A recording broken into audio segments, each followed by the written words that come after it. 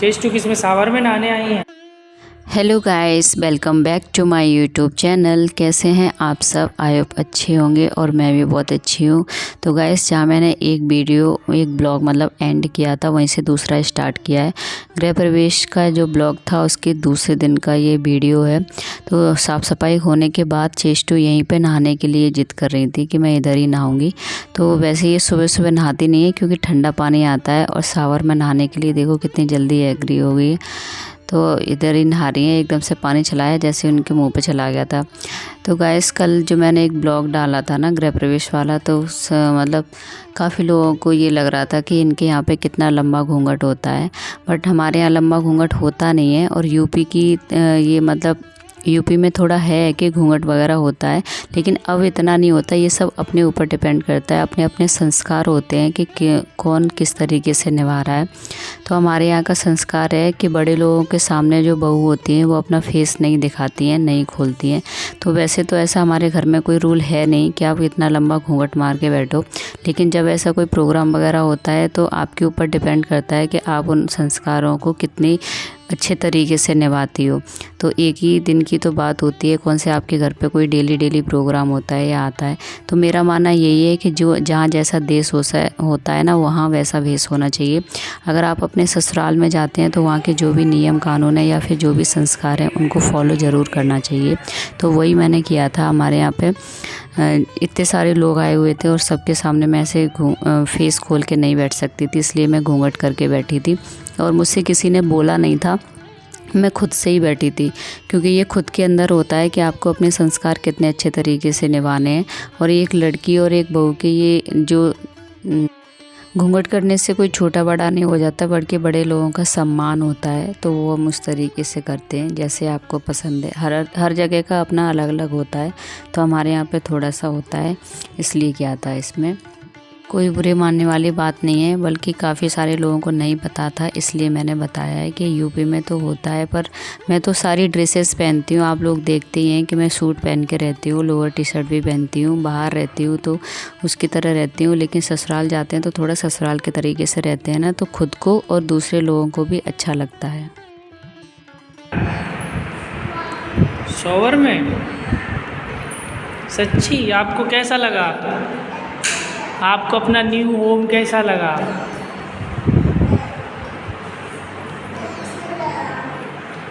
तभी आप अपने फ्रेंड्स को क्या बोलना चाहोगी?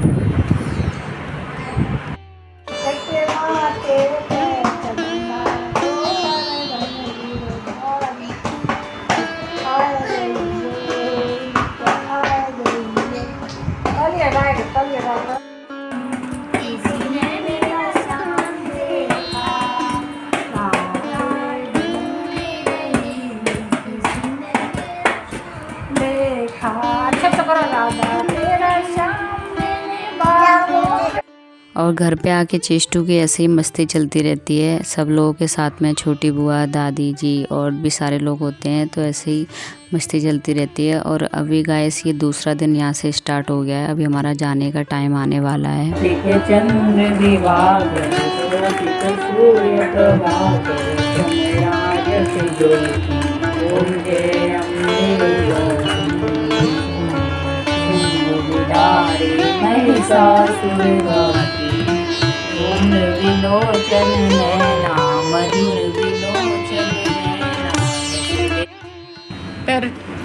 पैरट को खिलाना है, फिर उनको खिलाना है। छोटी बुआ के हाथ से खाना खाना है।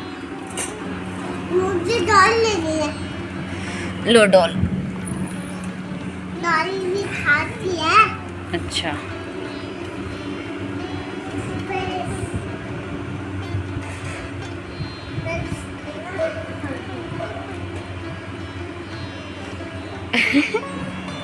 बड़ा निकाल दो ना। बड़ा बड़ा निकालो।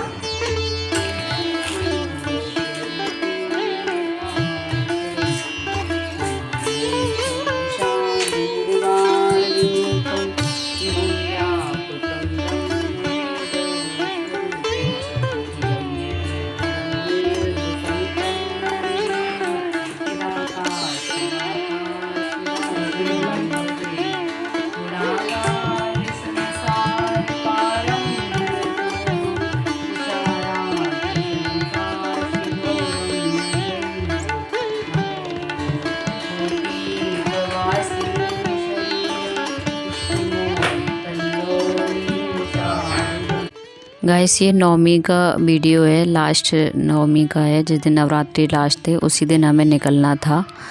सदा सच्चिदानंद दाता पुरारी चिदानंद संतो नमो आपहारी प्रसीद प्रसीद प्रभो मन्मतारी नयावरि उमानाथ पादारविन्दं वजन्ति अलोक्यमानं प्रभुपाद्यापं नमामि शशम्।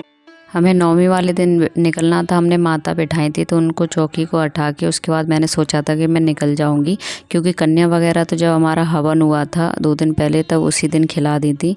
लेकिन फिर सुबह क्या हुआ ना कि मुझे 3 बजे आके माता रानी ने दर्शन दिए थे। एकदम से मुझे सपने में दिखी थी कि जो सफ़ेद वस्त्र पहने माँ थी, एक बूढ़ी सी, और छोटी छोटी कन्याएँ थी उनके साथ में।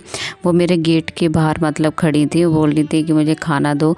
और मैं इतनी एकदम चौंक के बड़ा के उठी थी कि मेरा तो खाना भी नहीं बना है और मुझे कन्या खिलानी है। कन्या मेरे घर के बाहर खड़ी है कन्या, और मैंने तो कुछ भी तैयारी भी नहीं की है। तो एकदम अचानक से उठ के ना मैं 4 बजे बाहर देख रही थी। मैंने कहा कोई तो नहीं है यहाँ पे। फिर मैंने पिया को बोला कि ऐसे ऐसे, बोले कि क्या देख रही हो, क्या हो गया। मैंने कहा ऐसे ऐसे मैं सपना देख रही थी।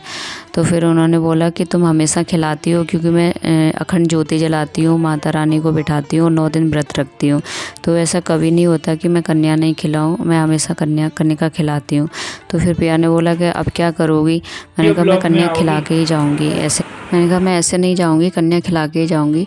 और मैंने किसी को बोला भी नहीं था, क्योंकि मेरे मन में तो यही था ना कि कन्या तो मैंने खिला ही दी है, और तो फिर अभी मैं ऐसे ही चली जाऊँगी।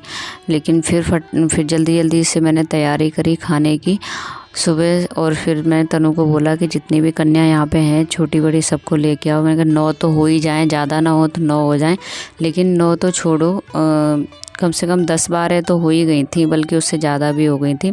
तो पहले जो कन्या खिलाई थी उनकी चुन्नी वगैरह बची हुई थी। और फिर मैंने फटाफट से हलवा और पूड़ी और सब्जी और फ्रूट्स वगैरह और पिया जलेबी ले आए थे। तो ये सारी चीज़ें मैंने कन्या को खिलाई, उनके पैर पूजे, उनका पूजन किया। उसके बाद तब जाके मुझे थोड़ी सी तसल्ली हुई। और कन्याएं भी एक साथ नहीं आ रही थी, वो बार बार दो करके आ रही थी। इस वजह से मुझे, और तुरंत ही मुझे निकलना था। उसके बाद मैंने तैयारी वगैरह भी सब करके रखी थी। तो सामने जो दीदी रहती हैं उनने भी, मैंने खिलाई थी तो सामने दीदी ने भी खिला दी थी। और गैस जो ये चुन्नी है ना, उस दिन जो हमारे घर पे कन्या खिलाई गई थी हवन में, तो वहाँ पे हमने दे नहीं पाई थी, रह गई थी। तो हो सकता है शायद इसी वजह से रह गई हूँ कि नौमी को माता रानी आएंगी, कन्या आएंगी, तो उनको भी देना है। और मैंने 8 साढ़े 8 बजे तक कन्या खिला दी थी। उसके बाद तुरंत हमें निकलना था। तो अभी हम तैयारी कर रहे हैं, बैग वगैरह सब लगा के जाने का टाइम आ गया है, हम निकल रहे हैं। तनु रो रही थी बहुत ज़्यादा और मुझे भी बहुत रोना आ रहा था। तो वो लोअर टी-शर्ट में ही थी। मैंने कहा चलो मुझे बस स्टैंड छोड़ के आओ। फिर रास्ते में मैं उनको बोल रही थी कि थोड़ा हंस तो दो। फिर यहाँ पे बस में काफ़ी टाइम वेट करने के बाद फिर मुझे बस डायरेक्ट नहीं मिली थी, आधे रास्ते की मिली थी। तो मैं उसी में ही बैठ गई थी, क्योंकि नहीं तो फिर बहुत ज़्यादा लेट हो जाता, 11 बज गए थे। और यहाँ पे चेष्टू बस में बैठने के बाद सो गई हैं। देखो अपने प्रभु को अपने साथ ही लेके सोई है। पहले ना मैं जब कहीं पे भी जाती तो प्रभु को मुझे बैग में रखना पड़ता था, चेष्टू को गोदी में लेती थी। लेकिन अभी क्या है कि चेष्टू इतनी बड़ी हो गई है, मतलब वो पूरे रास्ते प्रभु को संभाल लेती है, पूरे रास्ते वो खुद ही पकड़ के लेके आती है। तो यहाँ पे जहाँ से मुझे दूसरी बस चेंज करनी थी, फिर हम लोगों ने यहाँ से दूसरी बस पकड़ी है दिल्ली के लिए। और मैंने दोनों बस में पूरे रास्ते में मैंने डबल सीट बुक करी है। और पिया तो अपनी बाइक से आ रहे हैं। डबल सीट मैंने इसलिए बुक की है क्योंकि चेष्टू बैठेंगी और प्रभु भी बैठेंगे, तो एक सीट पे मैनेज हो नहीं पाता। और अगर ऐसे ही लो ना तो फिर बस वाले किसी ना किसी को बिठा ही देते हैं। इस वजह से मैंने 2 सीट ली हैं। पहली वाली बस में भी 2 सीट ली थी और इस वाली बस में भी मैंने 2 सीट बुक करी हैं। तो एक सीट का किराया 400 रुपये था, इस बस का 420 रुपये, 440 या 420 ऐसे कुछ था। और हमारे बस के साथ साथ ही पिया जा रहे हैं, ये देखो। तो चेष्टू मैंने फ्रंट वाली सीट ली थी, विंडो साइड वाली, क्योंकि बच्चों को बाहर देखने में अच्छा लगता है। तो फिर इधर से भैया निकल के जाते थे, तभी वो बोलने लगती थी कि देखो पापा जी जा रहे हैं, और इधर से देखते देखते भी जा रही थी। लेकिन आप एक चीज़ नोटिस करोगे कि चेस्टू ने शंभू को कहीं पे भी नहीं छोड़ा है। वो हमेशा जब सो रही होती थी ना, तब भी वो पकड़े ही रहती थी, हाथ में ही पकड़े रहती थी। इधर देखो ये जा रहे हैं। पूरे रास्ते देहरादून से अपने शिकोवा से लेके देहरादून तक बाइक से ही आए, गए भी थे और आए भी हैं। वैसे नहीं जाते, लेकिन बाइक का कुछ थोड़ा बहुत काम था, वहाँ पे डॉक्यूमेंट्स नंबर वगैरह लेना था, इस वजह से बाइक लेके गए थे। और अभी हम यहाँ पे जहाँ बस रुकी थी ना, खाना खाने के लिए रुकी थी, इधर रुकती है, तो वहाँ पे रुक चुके हैं। इधर थोड़ा बहुत खाना पीना खाएंगे, उसके बाद फिर निकल जाएंगे आगे के लिए। तो गाइस ये जो ब्लॉग है ना, वो मैंने छोटा सा ही रखा है, क्योंकि आगे जाके जो जहाँ मैं अपने फ्रेंड से मिलने गई थी दिल्ली में, वो ब्लॉग मैं दूसरा ब्लॉग डालूँगी पार्ट 2 करके। तो ये अगर ये ब्लॉग आपको मेरा पसंद आए तो please like share and subscribe करना, और कमेंट करके बताना कि कैसा लग रहा है आपको। जो भी चीज़ अच्छी लगे प्लीज़ मुझे कमेंट में बताना। और ये दिल्ली का इंदिरा गांधी पार्क आ चुका है। ये इंदिरा गांधी पार्क है। पूरा तो इस तरीके से अच्छे से नहीं ले पाए, क्योंकि मैं बस में थी, बस से जितना हो सकता था मैंने उतना ही लिया है। उसके बाद फिर हम लोग यहाँ से दिल्ली बस स्टैंड पे पहुँचने के बाद वहाँ से ओला बुक करेंगे। ओला बुक करने के बाद फिर हम जाएंगे छतरपुर माता रानी के दर्शन करने के लिए, और वहीं पे मैं अपनी फ्रेंड से मिलूँगी। जब मैं जॉब करती थी 2018 में, तब हम लोग साथ में जॉब करते थे।